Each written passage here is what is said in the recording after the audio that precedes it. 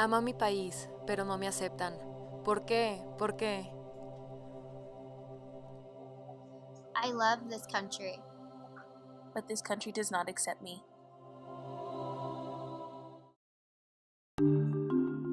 A border is a physical or political line that separates a geographical area. Approximately 494,000 residents of Ciudad Juarez live in extreme poverty. 37% of the population, approximately 62,000, are in extreme poverty in Juarez, with no running water, scarce food supplies, and belittling hope for the future. The border area in the United States consists of 48 countries and 4 states. According to marketplace.org, over 70,000 people cross from Juarez to El Paso in a day in pursuit of work, education, and leisure. Two of the fastest growing metropolitan areas in the United States, Laredo and McAllen, are located on the Texas-Mexico border. Estimates indicate the population of many border cities will double in 30 years. The population along the Texas border region is increasing at twice the rate of Texas as a whole.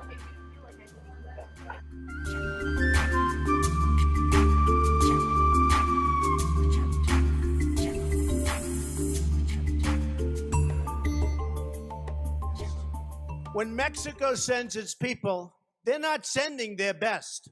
They're not sending you. They're not sending you. They're sending people that have lots of problems, and they're bringing those problems with us. They're bringing drugs, they're bringing crime, they're rapists, and some, I assume, are good people. But I speak to border guards, and they tell us what we're getting. And it only makes common sense. It only makes common sense.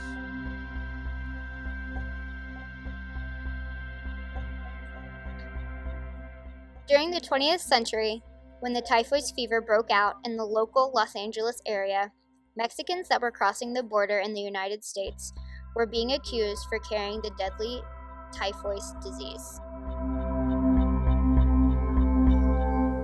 The Public Health Department devised a plan to put the typhoid fever at bay.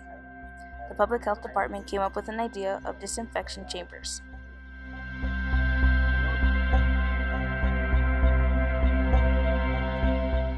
The disinfectant chambers were made of various materials. One source of materials that were used were thick red bricks. The bricks held in the heat and chemical vapors of the gasoline baths. They were effective for killing lice, which was the main carrier of typhoid fever. During the border delousing process, both Hispanic men and women were stripped of their clothing and sprayed with the cyanide chemical. While this was not enough, Mexicans were then put through extensive lice treatments. Once finished with the disinfection process, clothing were given back, washed in a disinfection mixture, then steamed at a high temperature to ensure sterilization. The women of Juarez feared the disinfection chambers, for many, while being disinfected, were photographed nude by the U.S. soldiers. The photographs would end up in local Juarez saloons. Many rumors circulated about those who went into the disinfection chambers, were burned alive, and never made it out.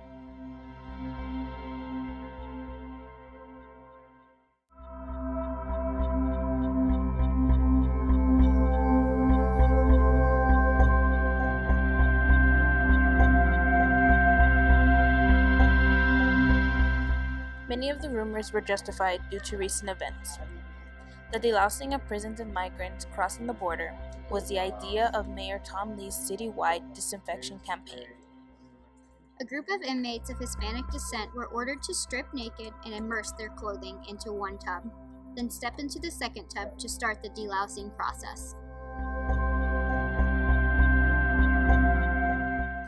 While delousing at 3:30 p.m., an unknown assailant ignited a match, causing a blaze throughout the prison. This set the whole prison ablaze. Because the fumes were so strong, the tubs with the hazardous delousing mixture imploded, killing the men inside of them and brutally burning others. Inmates that survived had life-threatening burns to their entire body. Many trapped in their cells experienced this extreme heat from the steel cell, causing the soles of their feet to be completely incinerated.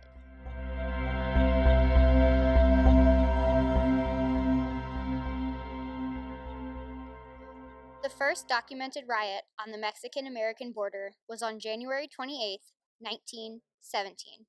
A 17-year-old girl named Carmela Torres. Torres, like many other Mexican migrants, traveled from Juarez to El Paso for work. Torres cleaned homes daily for U.S. families.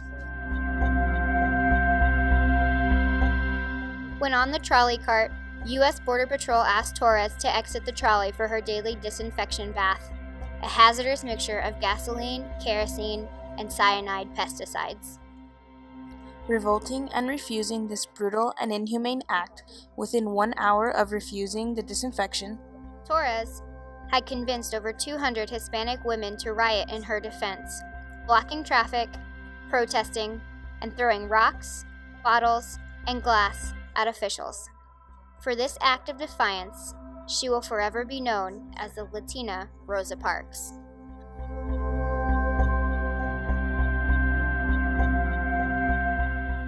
So put yourself in their disinfected shoes. you may love this country, but just imagine. If your country did not love you.